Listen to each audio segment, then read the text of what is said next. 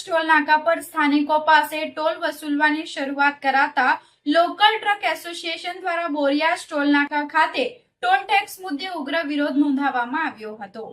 National highway number 48 પર નવસારી નજીક આવેલા બોરિયાસ ટોલ નાકા પર નવસારી જિલ્લાના સ્થાનિક વાહન ચાલકો પાસે ટોલ વસૂલવાનું શરૂઆત કરવામાં આવતા ટ્રક માલિકો અને સ્થાનિકોમાં રોષ ફેલાયો હતો। મોટી સંખ્યામાં ટ્રક માલિકો અને વાહન ચાલકો ટોલ નાકા પાસે એકત્રિત થઈ વિરોધ પ્રદર્શન કર્યું હતું। વિરોધ પ્રદર્શન દરમિયાન લોકલ ટ્રક એસોસિએશનના આગેવાનોએ જણાવ્યું હતું કે આજ દિન સુધી સ્થાનિક વાહનોને ટોલ ટેક્સમાંથી મુક્તિ આપવામાં આવી હતી, પરંતુ અચાનક ટોલ વસૂલાતા સ્થાનિક વેપારીઓ અને ટ્રાન્સપોર્ટ વ્યવસાય પર આર્થિક બોજ વધ્યો છે। એસોસિએશન દ્વારા માંગ કરવામાં આવી હતી કે સ્થાનિક વાહનોને અગાઉની જેમ ટોલ મુક્તિ આપવામાં આવે। સાથે ચેતવણી આપવામાં આવી હતી કે જો તેમની માંગ સંતોષવામાં નહીં આવે તો આગામી સમયમાં ઉગ્ર આંદોલન કરવામાં આવશે।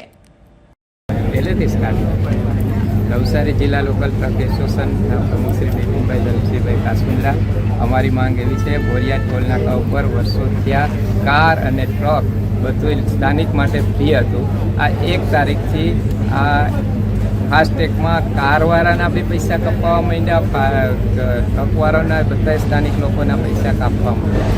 એટલે અમારું રજૂઆત 1 તારીખથી એવી છે કે ભાઈ જે અમારે પહેલાં ફ્રી ચાલતું હતું પહેલેથી તો અત્યારે બી અમને ફ્રી ચાલવું જોઈએ।